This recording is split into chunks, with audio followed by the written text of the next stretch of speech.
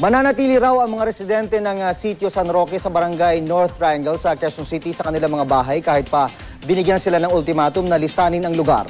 Bukas nakatakda ang demolisyon sa barangay para magbigay daan sa pagtatayo ng Quezon City Business District. At may ulat ang daspa si Marisol Abduraman. Sola! Yes, June, ngayon nga ang huling araw na ibinigay nga ng Quezon City Government sa mga residente ng Sitio San Roque dito sa Barangay North Triangle para nga baklasin na nila at lisanin ang kanilang mga tahanan. Pero, gaya nga ngayong mga nabanggit, nagmamatigas nga mga residente rito at hindi raw sila aalis kahit na anong mangyari.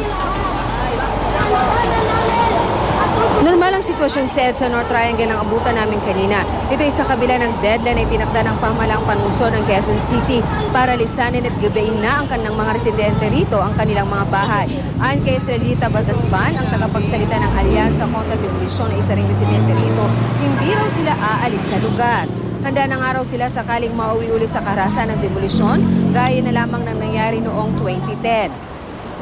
101 na pamilya raw anya ang mawawala ng tirahan kapag pinalaya sila rito. Ayon naman daw nila sa mga relocation site na binibigay gaya na lamang sa Rodriguez Rizal dahil mamimiligro lang daw doon ang kanilang mga buhay. Ang iba namang residente ayaw ding umalis dito dahil nandito raw ang kanilang mga kabuhayan. Meron din namang ilan na hindi raw alam ang sinasabing deadline. Pero ang iba, handa na raw magbaklas ng kanilang mga bahay kung kinakailangan. Pero hanggat hindi pa raw sila pinapaalis, mananatili na muna sila sa lugar. Siguro po, susubukan mo namin muli na lalaban. Ano yung mga paghahanda nila? Ito po, yung kalakan ng mga tao, binahay-bahay na po namin kahapon. So, meron na kayo doon sa paghahanda. Meron na po. Meron na po kaming panghanda.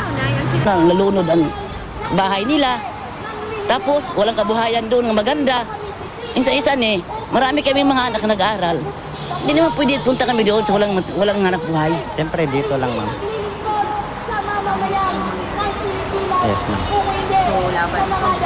Opo, ma'am.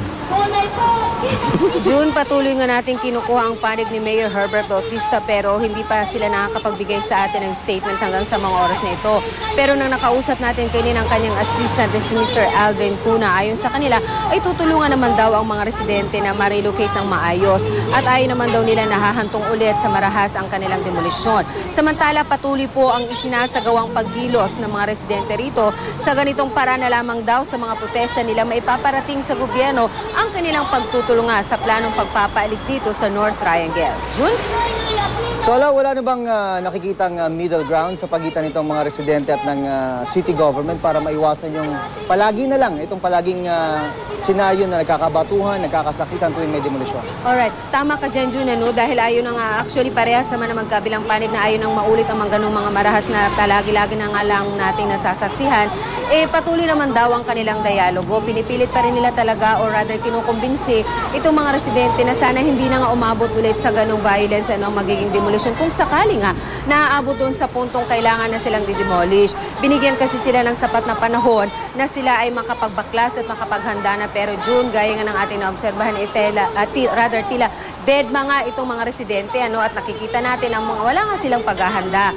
That despite na ito nga yung last day supposedly ng kanilang pagbaklas sa kanilang mga lugar. Ayon sa kanila, hanggat hindi daw talaga sila bibit-bitin o pipiliting umalis sa kanilang mga lugar ay hindi sila aalis. Pero sabi nila, handa naman daw silang makikipag-usap and they will see kung ano daw ang pag-uusapan between sa kanila at sa gobyerno para hindi na nga umabot sa karahasan ang pagpapalis sa kanila dito. June?